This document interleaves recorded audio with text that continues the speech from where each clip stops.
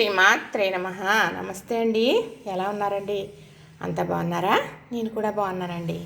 మరి పచ్చి పసుపు కొమ్మలు నాకు ఎలా లభించినాయి? నేను కుండీలో మొక్క పెట్టుకుంటే చక్కగా పచ్చి పసుపు కొమ్మలు మట్టి తెత్తే దొరికినాయి అని చెప్పాను కదా. మరి ఆ పసుపు కొమ్మలు ఏం చేస్తాననేది కూడా చెప్పాను కదా. చక్కగా మరి కోసేసానండి చిన్న ముక్కల కింద ఎండబెట్టేసాను. ఇప్పటికప్పుడే 4 రోజుల నుంచి ఎండుతున్నాయి. ఇగోనండి చక్కగా ఎండిపోయినాయి. అంటే మీకు ఎందుకు చూపిస్తున్నానంటే ఇది మిక్సీ పట్టేసి పసుపు రెడీ చేసుకుని డబ్బాలు వేసుకుంటాను.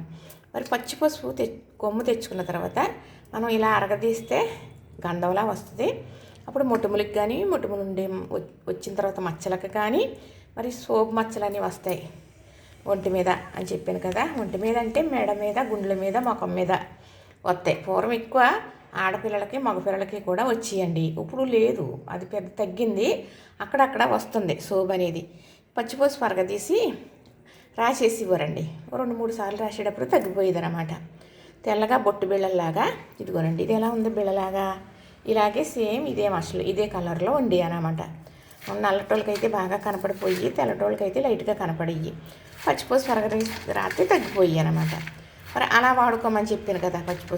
పచ్చి పసుపు కొమ్మ అరగ తీసుకుని మరి ఇలా ఎండబెట్టేసాను కదా. అయినా పచ్చిదే, మనం రెడీమేడ్గా మనం తయారవుని పసుపు కాదు కదండి. ఉడకబెట్టలేదు, ఎండబెట్టలేదు, పచ్చి పసుపు మాత్రమే నేను చక్కగా ఇలా ముక్కలు కోసేసి ఎండబెట్టేసాను.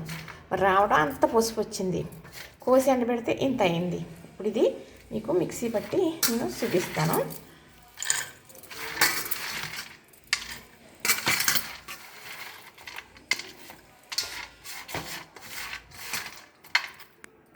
ఇదిగోనండి పచ్చి పసుపు కొమ్ములు ఎండబెట్టి పసుపు అయితే రెడీ చేసేసాను. చూసారా ఎంత బాగుందో.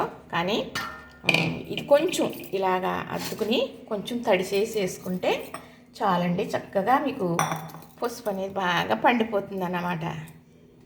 ఇదిగో చూసారా, ఇదిగో చూసారా ఎలా పండిపోయిందా. ఇలాగా కొంచెం ఇంత వేసుకుని ముఖానికి రాసుకుంటే పచ్చ కుందనంలాగా పట్టేస్తుంది. మీకు పచ్చి కొమ్ము దొరికితే పసుపు కొమ్ము దొరుకుతుంది, మనకు అవసరాన్ని బట్టి మనం దాన్ని ప్రయత్నిస్తాం కదా. అప్పుడు తెచ్చుకున్న తర్వాత అరగ తీసుకుని వాడుకోండి అని చెప్పాను కదా. మరి అలా అయితే ఎండిది కదండి, పర్వాలేదంటే చాలా మంచిదండి. ఎందుకంటే మనం పచ్చిదే ఎండబెట్టుకున్నాం అంతే. ఇది ఇలాంటి పొడవు ఉందనుకోండి, ఎప్పుడైనా మనకి ఎలా అయినా కూడా వాడుకోవచ్చు. చూసారా ఎంత బాగా వచ్చిందో పచ్చ కుందనంలాగా. కానీ మనకి చెయ్యన గమ్ముని పండిపోతుంది అనమాట. చూసారా ఇదిగో తెలుస్తుందా. నా సెల్ అయితే కొంచెం కలర్ చూపించదులేండి మరి.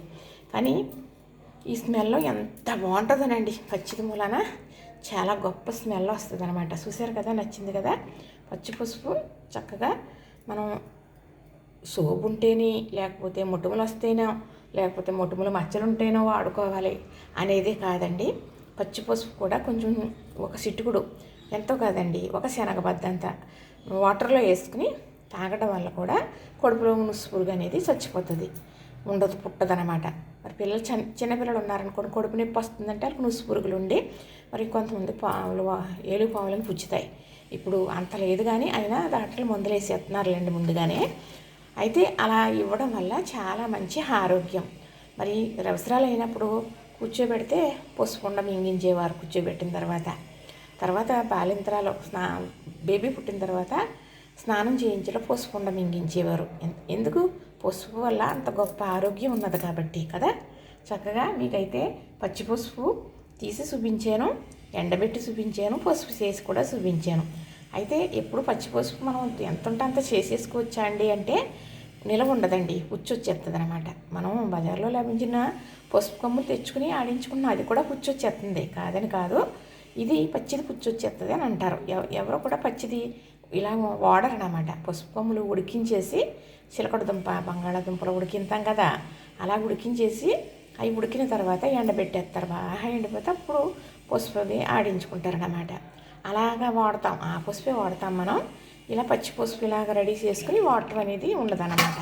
చక్కగా ఇది మనకి కొమ్ములు మనం కుండీలో చిన్న కొమ్ము పెట్టుకున్నాం అనుకోండి, ఉంచానండి, ఏర్లతో ఉన్నాయి 4-5 కొమ్ములు ఉంచాను. ఒక కుండీలో పెట్టేసి చక్కగా మట్టేసేస్తాను. మొక్కలు వస్తాయి కదా, మొక్కలు ఎండిన తర్వాత మళ్ళీ పసుపు వస్తుంది మనకి. ఇది ఏమంటే పెద్ద పని కాదండి, కొంచెం నీళ్ళు వేస్తూ ఉంటే చాలు, అదే ఊరిపోతూ ఉంటుంది. కానీ నీళ్ళు మరి మొక్కలకి నేనైతే చక్కగా బోళ్ళని పోషకాలు ఇస్తూ ఉంటాను అన్నమాట. అలాగే దీనికి కూడా ఇస్తూ ఉంటాను. వచ్చే సంవత్సరం ఎక్కువ పసుపు వచ్చేటట్టు కుండీలోంచి తీసి మరీ చూపిస్తానండి మీకు. చూసారు కదా, ఇదేనండి పచ్చి పసుపు. ఇది ఇలా ఉందనుకోండి, ఇప్పుడు మొటిమలు, మొక్క మీద మచ్చలని, బొల్లు ఇదండి ఏంటమ్మా సోపు మచ్చలని చెబుతున్నాను కదా, అయ్యనే కాకుండా చిటుకుడు రాసుకున్నానన్నట్టు ఒక శనగబద్దంత వేసుకుని మీరు ముఖానికి రాసుకోండి. తర్వాత బయటికి వెళ్తే మీరు సబ్బుతో మొహం కడుక్కోవచ్చు, కానీ అలా రాసుకుంటూ ఉండటం వల్ల మరి ఇప్పుడు ఎంటుకలు వచ్చేస్తున్నాయి ముఖం మీద, మీసాల కింద వచ్చేస్తున్నాయి ఆడపిల్లలకి. ఎందుకంటే తినే తిండి వల్ల ఇప్పుడు వచ్చే పాలు ప్యాకెట్ పాలు వాడుతున్నారు, దానివల్ల ఇది ఇదని ఎన్నో చెబుతున్నారు.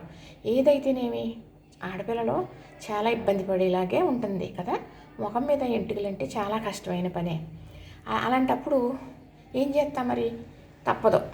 ఎన్నో మందులు అయ్యి వాడుతున్నారు కదా, కానీ ఇలా పచ్చి పసుపు సాయంత్రం ఇలా మిక్సీ పట్టేసుకుని తెచ్చుకుని ఎండబెట్టేసుకుని ముక్కలు చూపించాను కదా, అలాగా ఒక చిన్న డబ్బాలు వేసుకుని ఇంత చేతిలో వేసుకుని ఇదిగో చూసారు, ఇలా ముట్టుకుంటే ఇలా పండిపోయింది కదా, పండిపోతుంది. మరి దానివల్ల మనకి బాగా పట్టి మొటిమలు అయ్యి రావు, ఎంటుకలు అనేవి రావండి. గడ్డంలాగా అయ్యి వచ్చేసి ఎంటుకలు మీసాల్లాగా వస్తున్నాయి కదా ఆడపిల్లలకి, అలా రాదు.